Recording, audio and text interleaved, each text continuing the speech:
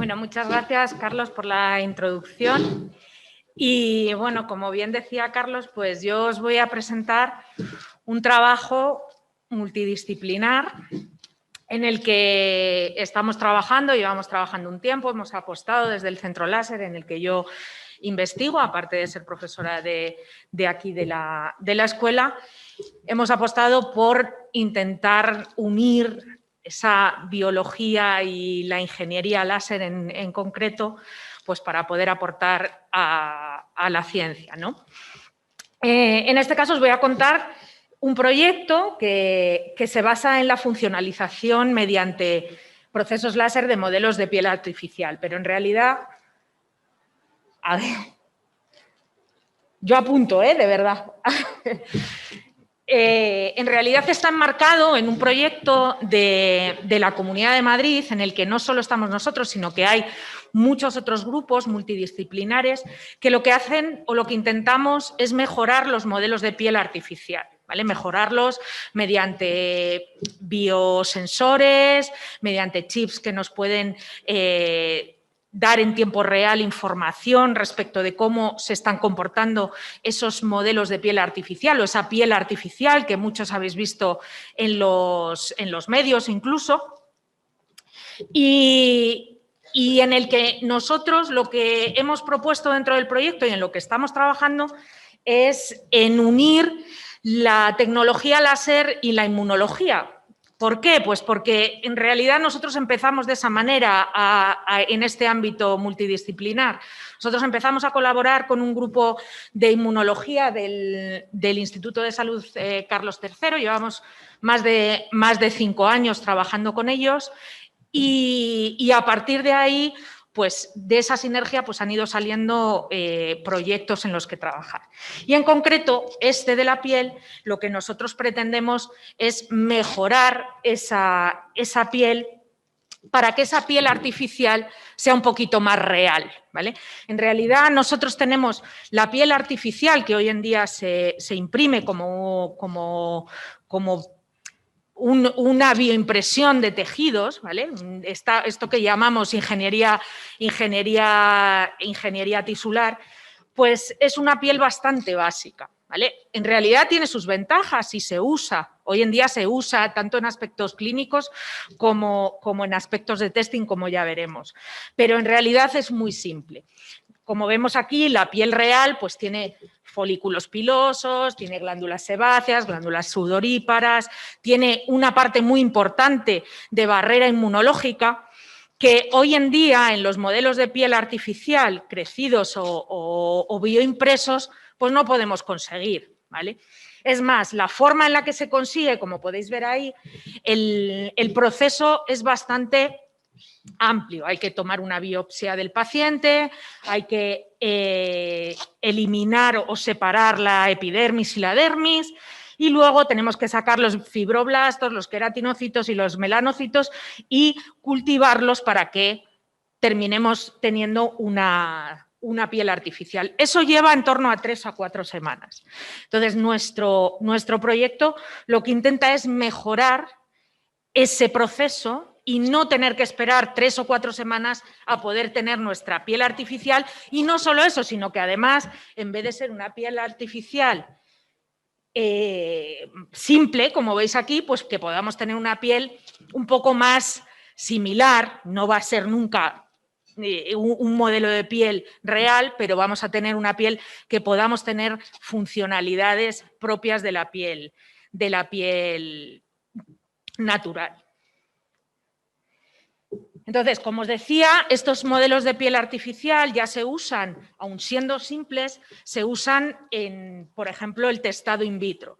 Pues se usan en la industria cosmética porque ya lleva tiempo una normativa en la Unión Europea en la que no se pueden utilizar modelos animales o simplemente animales y entonces es útil para poder testar esos cosméticos en modelos de piel. O también testar fármacos, ¿de acuerdo? Y luego hay una gran parte también que es la aplicación clínica. Normalmente suele ser en grandes quemados. porque los grandes quemados tienen un problema muy grande a la hora de poderse deshidratar cuando está en esa situación, y la piel artificial hace de barrera, no solo infecciosa, que realmente eso es menos, porque la piel artificial al final termina sobreinfectándose, porque como veis es una piel simple y no tiene sistema inmune que pueda luchar contra las bacterias o los virus externos. Y entonces normalmente los grandes quemados terminan teniendo grandes infecciones que pueden llegar a causar la muerte. Pero sí que es verdad que la piel artificial lo que hace hoy en día es dar tiempo al paciente para que pueda recuperarse.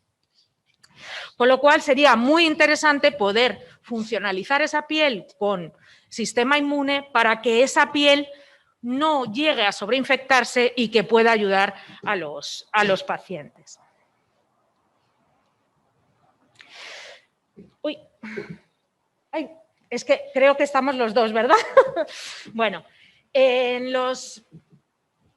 nuestra propuesta es generar un modelo más realista de equivalentes cutáneos, como normalmente se llaman, o de modelos de piel artificial, en los que podamos incluir células del sistema inmune, ya sean del propio paciente. Lo que ocurre es que, como os he comentado, el proceso de generación de la piel del propio paciente pues lleva unas 3-4 semanas, ¿no? Entonces, eso tenemos que tenerlo en cuenta. Podríamos hacerlo así o mediante algún método novedoso que luego, al final de la presentación, os comentaré. Pero la idea es incluir sistema inmune, ¿vale? Sistema inmune porque nos va a mejorar ese testado in vitro, porque nos va a dar más respuesta respecto de la toxicidad del propio compuesto que se esté evaluando. Podemos evaluar las alergias, porque las alergias están mediadas, como sabéis, por el sistema inmune. Y también, bueno, pues podríamos tener estudios básicos de respuesta inmune dentro de la propia piel. El poder incluir sistema inmune dentro de estos modelos de piel artificiales en la clínica también nos ayudaría, y mucho, por lo que os he contado antes, ¿no? Nos generaría una mayor resistencia a la infección dentro del paciente y generaría pues esa barrera protectora en los grandes quemados que duraría más tiempo y podría dar más tiempo al paciente para que el propio paciente pudiera ir regenerando su propia piel.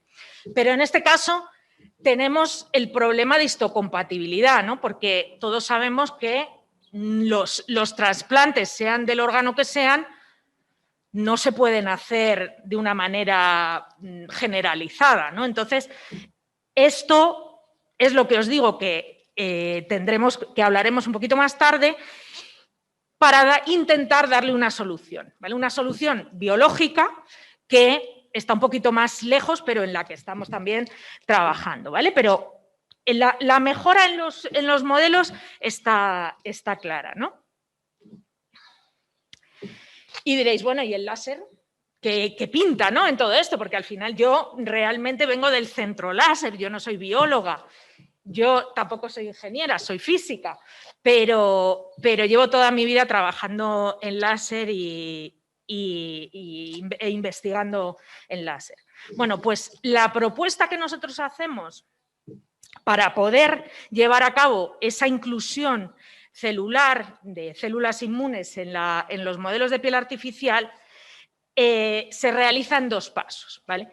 Primero realizaríamos una microperforación láser de poros bien definidos, poco afectados en la piel, mediante láser, y luego usaríamos un sistema que nosotros hemos desarrollado hemos mejorado en el centro láser, que lo que hacemos es transferir células mediante un proceso láser que luego os contaré. ¿Vale? O sea, que lo que vamos a hacer es, primero, hacer microporos y luego meter las células o introducir las células o incluir las células del sistema inmune en los tejidos mediante otro sistema que también está mediado por láser, que luego os contaré un poquito más en detalle. Ay. Bueno, entonces la primera parte sería la microperforación, como os he dicho. Bueno, esta microperforación está ampliamente extendida ya. En realidad, esta técnica se utiliza tanto bueno, como veis, se hacen microperforaciones, normalmente con unos láseres específicos, en infrarrojo. Lo que hacen es que usan la absorción del agua para poder eliminar el material. Y como veis, pues hacen microperforaciones. Esto, como os digo, está ampliamente extendido en la regeneración de la piel. Hay varios procesos, como puede ser bueno, se llama laser resurfacing, que es simplemente la eliminación de las arrugas. Eso. Hay procesos láser, hay un proceso láser concreto para eliminar las arrugas o para eliminar las manchas. Bueno, eso yo creo que todos somos conscientes de ello porque eso está al alcance de todos nosotros, ¿no? Y todos, como os digo, se hacen en una longitud de onda del láser que es el infrarrojo, por eso que os decía de la absorción en el agua, ¿no? Entonces, bueno, pues aquí podéis, en la izquierda, como ya veíamos antes, pues tenemos esa ablación.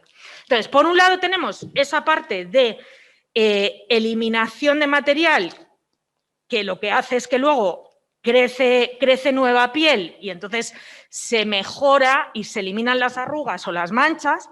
Y luego hay otra parte que sirve también para esta microperforación y que ya está en el mercado, que es la liberación de medicamentos e incluso la vacunación, ¿vale? Que lo que se hace es usar esos microporos para introducir pues las vacunas o simplemente introducir medicamentos y llegar de una forma local pues más rápidamente de lo que llegaríamos de forma oral, ¿vale? Entonces tendríamos la microperforación láser, que, como os digo, ya se realiza en esos rangos de longitud de onda de infrarrojo, pero nosotros lo que estamos intentando es mejorar esa microperforación con nuevas fuentes láser que no se han usado tanto, ¿vale? Como son las fuentes ultravioletas.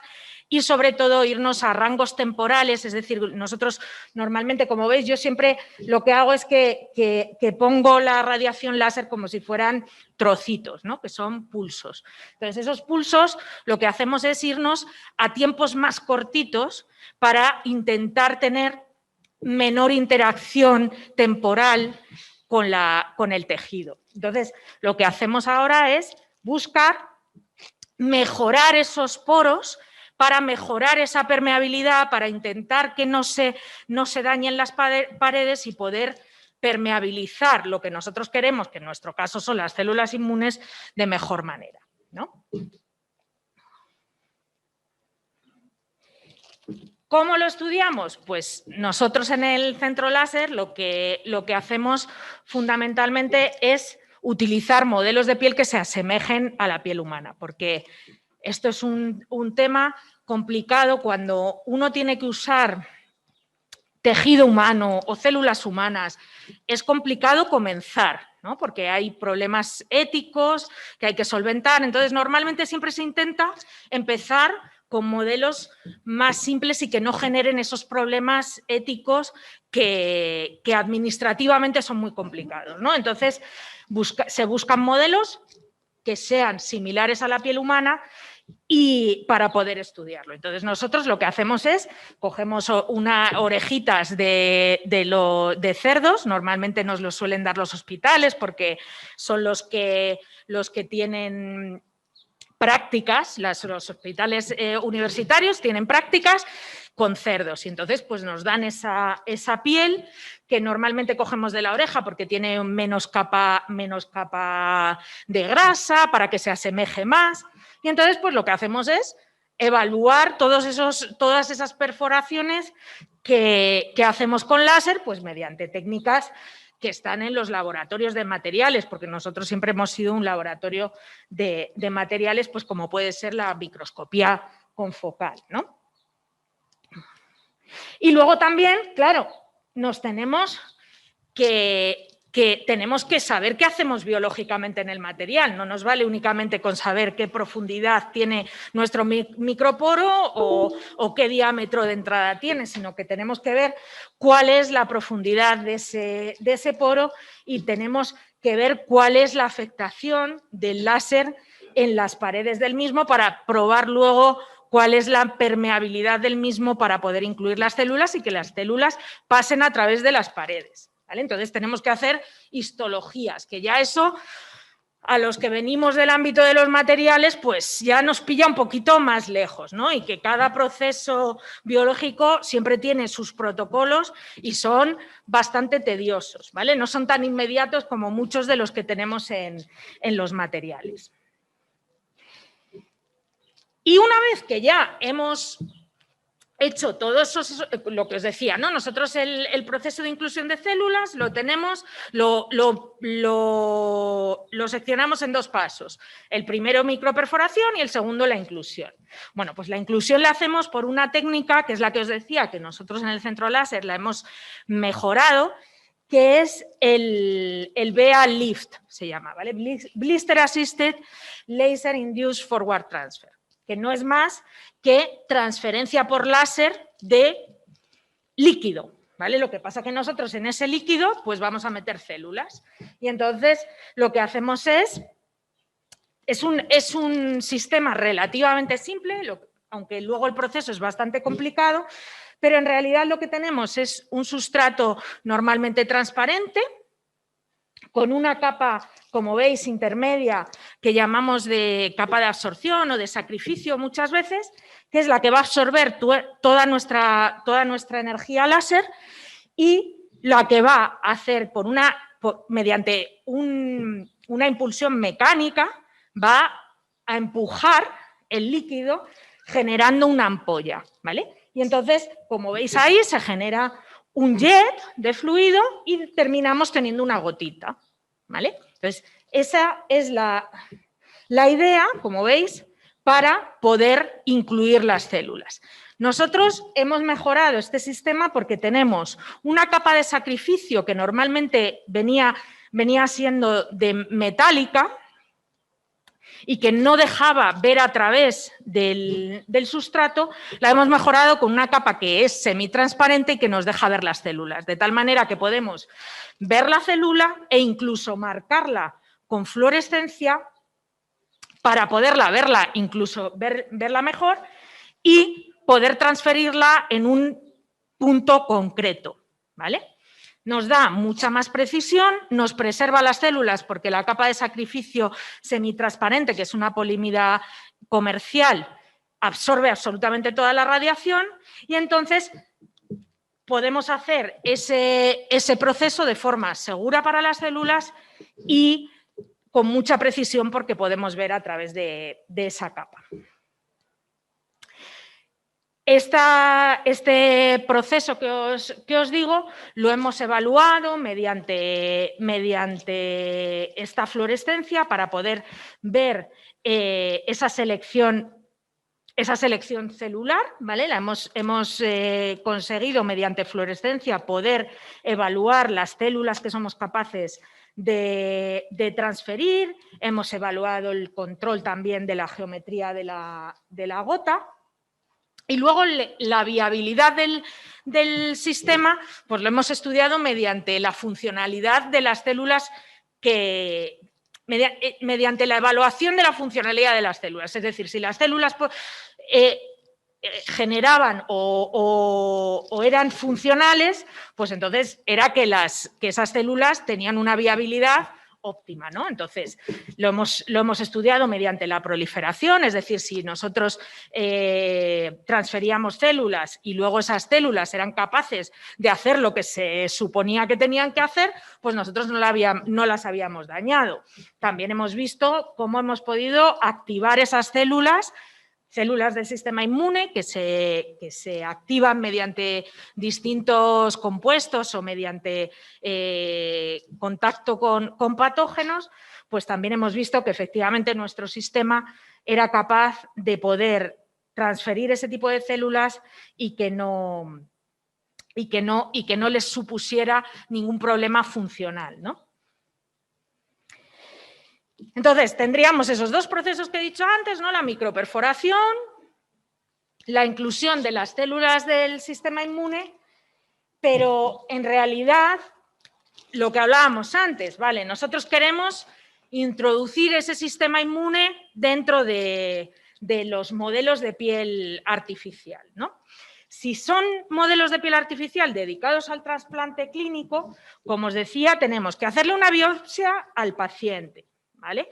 Luego, separar los queratinocitos, los fibroblastos y los no me sale. ¿Melanitocitos? No, ya no me sale. Bueno, no voy a decirlo otra vez porque no me va a salir. Bueno, los separamos y entonces generamos esa piel artificial, ¿no? Y como os decía, esos son 3-4 semanas, ¿de acuerdo?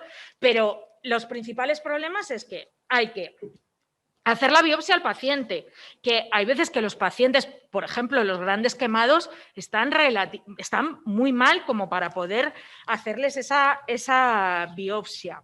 Luego tenemos esas 3 o 4 semanas de maduración, que siendo un gran quemado, 3 o 4 semanas es mucho tiempo para un gran quemado.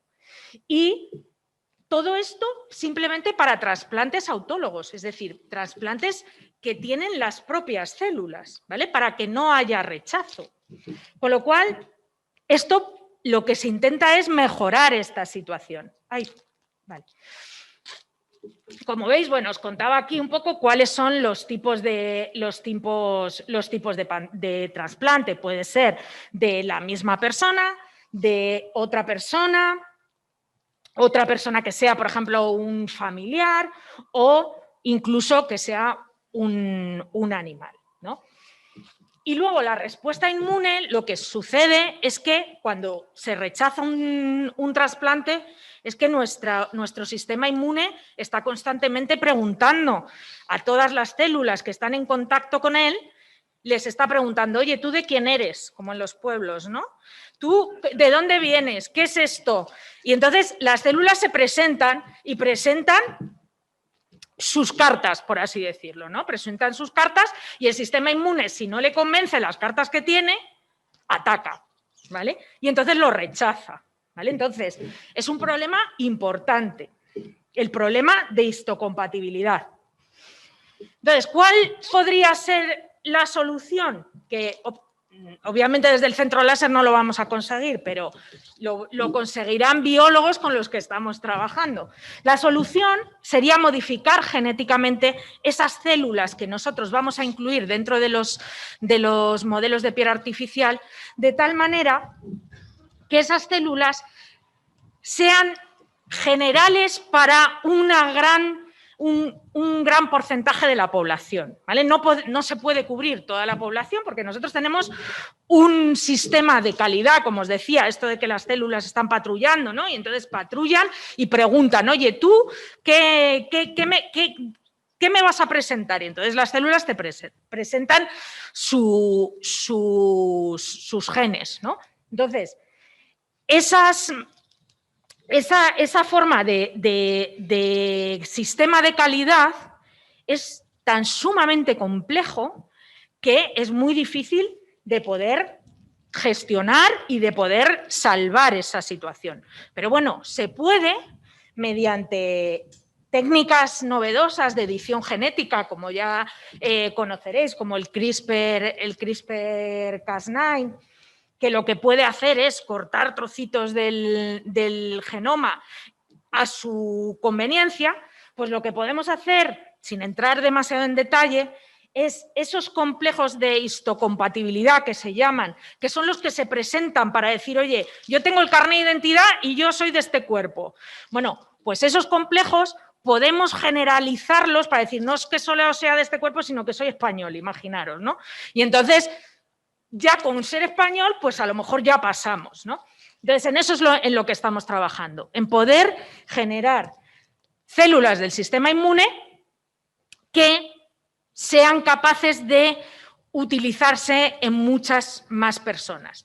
Y entonces eso nos daría una posibilidad de generar modelos de piel que fueran genéricos para una gran parte de la población y que no tuviéramos que esperar 3 o 4 semanas a esa maduración, ¿vale? Podríamos tener modelos de piel artificial como un banco de piel artificial que podríamos usar en el momento en el que lo necesitáramos, ¿vale? Mediante esta tecnología. Entonces, bueno, un poco concluyendo lo que hemos visto, tendríamos la microperforación láser, o sea, en realidad nuestro trabajo y nuestro proyecto es eso, ¿no? El evaluar la microperforación láser, primero en modelos de piel que sean semejantes a la piel humana, luego la posibilidad de, o bueno, la transferencia de células del sistema inmune para poder generar esos modelos de piel artificial mejorados. Y bueno, y el objeto final es poder hacer esto que os he dicho al final, ¿no? Tener un banco de tejidos, ¿no? Un banco de piel que pueda llegar a la mayor parte de población posible, ¿vale? Así que nada, con esto acabo. Muchas gracias por vuestra atención y espero que os haya gustado.